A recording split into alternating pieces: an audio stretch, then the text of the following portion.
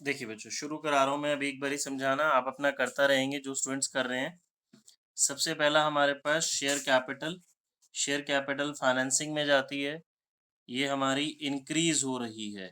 Share capital increase होने का मतलब हमने शेयर्स इशू करे, तो ये बच्चे फाइनेंसिंग में प्लस हो जाएगा।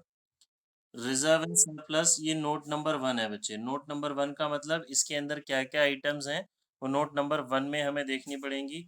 नीचे देखिए, ये रहा नोट नंबर 1। नोट नंबर 1 में आते हैं तो रिजर्व एंड सरप्लस में हमारे पास एक ही आइटम है, सरप्लस। सरप्लस 3 लाख से 4 लाख रुपीज हो रहा है हमारा। ठीक है जी। सरप्लस इंक्रीज हो रहा है यानी कि प्रॉफिट हो रहा है, तो ये हमारा कहाँ जाता है बच्चे? एनपीबीटी में। जब हम एनपीबीटी कैलकुलेट करते हैं, net profit before tax and extra ordinary items भी इसे बोलते हैं। देन लॉन्ग टर्म बोरोइंग्स यानी कि लाइक लोन हो गया, ये हमारा 1,50,000 से 1 लाख हो रहा है, यानी कि डिक्रीज हो रहा है। हमने लोन का पैसा वापस किया, रीपेमेंट ऑफ लोन, या decrease in long term borrowings. तो फाइनेंसिंग में माइनस। ट्रेड पेएबल, ये बच्चे ऑपरेटिंग में जाता है हमारा, जो करंट लायबिलिटी है उसकी हेडिंग के अंदर। फिर फिक्स्ड एसेट्स के अंदर tangible assets like land, building, plant, machinery, ये हमारी इंक्रीज हो रही है। अगर हमारी टेंजिबल एसेट्स बढ़ती है तो दैट मीन्स हमने इसको परचेज किया, ये इन्वेस्टिंग एक्टिविटी होती है, ये हम ऑलरेडी पढ़ चुके हैं। इंक्रीज होने का मतलब परचेज किया, तो इन्वेस्टिंग एक्टिविटी में क्या हो जाएगा? ये माइनस। नॉन करंट इन्वेस्टमेंट, ये भी हमारी इन्वेस्टिंग एक्टिविटी होती है। इंक्रीज होने का मतलब अगेन हमने नॉन करंट इन्वेस्टमेंट में पैसा डाला, तो इन्वेस्टिंग एक्टिविटी में क्या हो जाएगा? ये हमारा माइनस। करंट इन्वेस्टमेंट बच्चे, ये इंपॉर्टेंट शब्द है, इसको आप ऑपरेटिंग में नहीं लेंगे।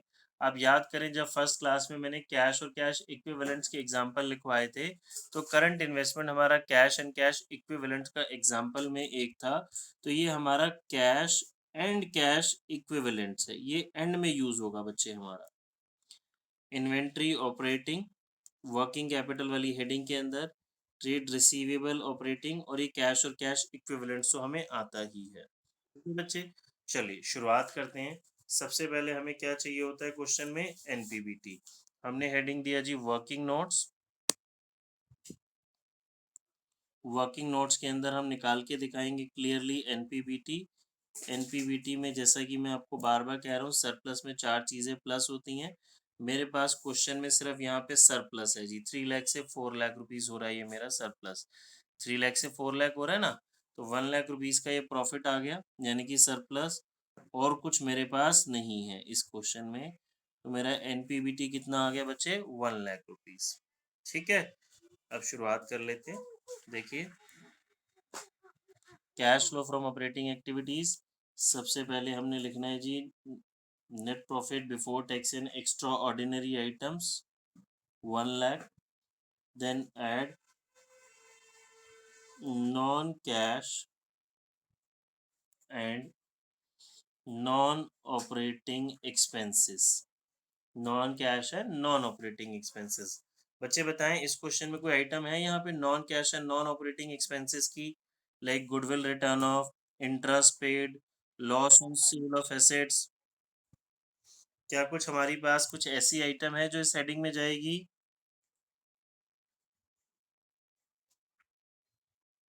एनीवन, जल्दी से बेटा कोई भी बताओ। नहीं, इसमें कुछ भी ऐसा हमारे पास नहीं है। ठीक है जी। तो अब हम, कोई बात नहीं जी, कुछ नहीं होता, अब नहीं है तो लेस भी नहीं है, तो ये मेरा क्या आ जाएगा जी? Operating profit. देखिए, मैं बार बार कह रहा हूँ, सिर्फ फॉर्मेट समझने का खेल है क्वेश्चन में। ये क्वेश्चन भी बोर्ड में आया हुआ है, ज़रूरी नहीं है बहुत भयानक सा कोई मुश्किल क्वेश्चन आपके पास एग्जाम में आएगा। आयुषी का ऑपरेटिंग आ भी गया जी, वेरी गुड आयुषी, आपका आंसर 152, हाँ 152 पॉजिटिव आएगा। Operating profit before working capital changes. अब हम अपनी हेडिंग देते हैं जी, add decrease in current assets and increase in current liabilities.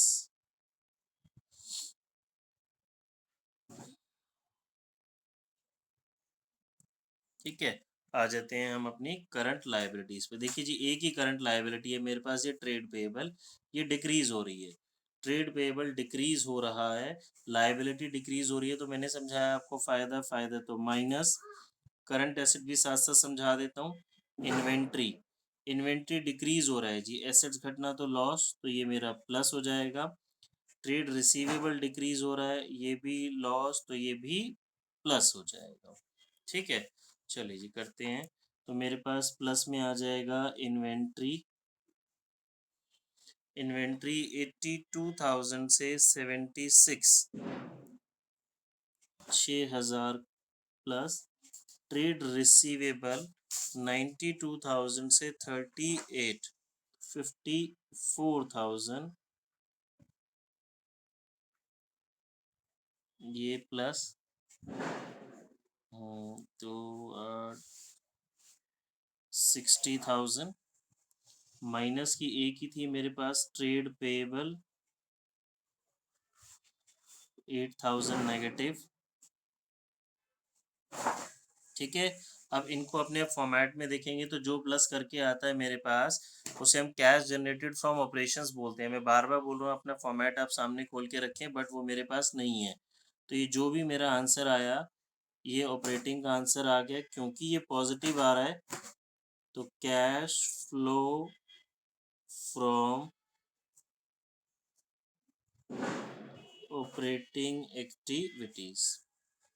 ठीक है जी, done.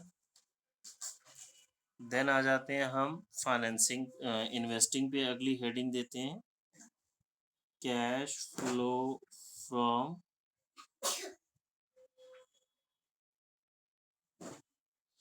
Investing activity. Investing activity में बचे मेरे पास शेयर, वो फिक्स्ड एसेट्स और इन्वेस्टमेंट।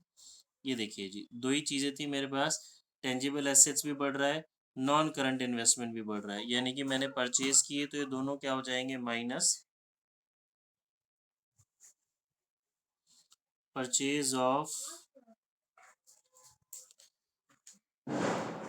टेंजिबल एसेट्स 5,60,000 से ये 85,000 हो रहा है, तो 2,90,000 का मैंने परचेज किया। फिर purchase of non current investment, ये 232 से 160 से 232 हो गई, तो यानी कि ये मेरी इंक्रीज हो गई जी। मैंने परचेज की 72,000 की, तो ये भी माइनस 72,000, 2,90,000, 3,62,000 नेगेटिव। इसको बच्चे हम बी मार्क करेंगे और इसको बोल देंगे cash used in investing activity. Cash used in investing activity. Then फिर आ जाते हैं जी फाइनेंसिंग पे, कैश फ्लो फ्रॉम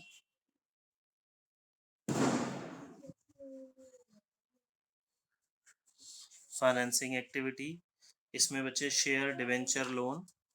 मेरे पास क्वेश्चन में शेयर कैपिटल है और ये लॉन्ग टर्म बोरोविंग्स है। शेयर कैपिटल प्लस हो जाएगा, लॉन्ग टर्म बोरोविंग माइनस हो जाएगा। शेयर्स बढ़ रहे हैं, इशू ऑफ शेयर्स 2 लाख रुपए के शेयर्स मैंने इशू कर दिए। Decrease in long term borrowings, या आप इसको रीपेमेंट वर्ड भी यूज कर सकते हैं। हमने जो लोन था जी चुका दिया, पैसा वापस कर दिया, तो ये बचे 150 पॉजिटिव आएगा। इसको सी मार्क करेंगे, cash flow from financing activity. ठीक है जी, अब हमें तीनों को हम करते हैं जी, 152 प्लस का, 150 माइनस का, सॉरी प्लस का, और 362 माइनस का। तो बच्चे मेरे पास जो आंसर आने वाला है वो नेगेटिव आने वाला है।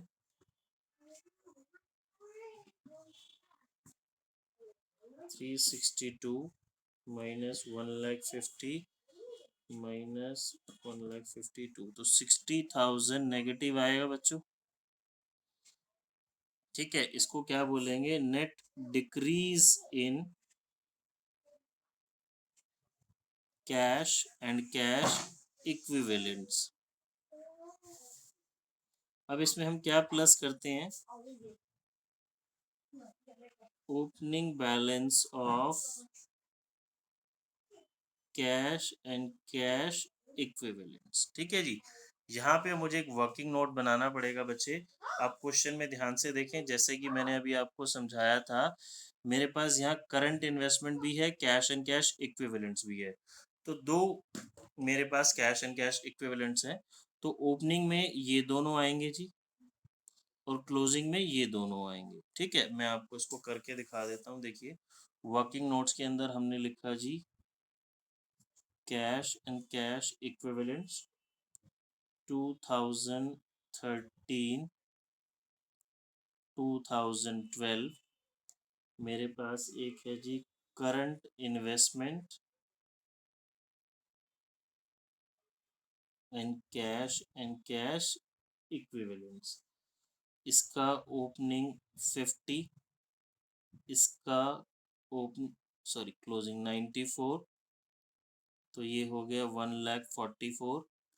करंट इन्वेस्टमेंट का ओपनिंग था 1,34,000 और कैश का था 70,000, तो 2,04,000, यानी कि मेरा कैश और कैश इक्विवेलेंट्स का ओपनिंग हो गया 2,04,000 और क्लोजिंग हो गया 144। तो मैं अपनी कैश फ्लो स्टेटमेंट में ये ओपनिंग प्लस करूंगा तो मेरा आंसर ये क्लोजिंग आना चाहिए।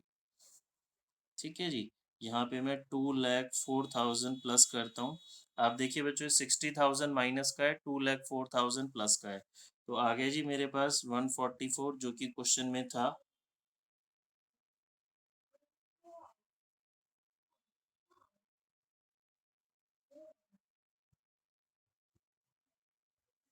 ठीक है बच्चों, देखिए आई होप सभी को समझ में आया होगा।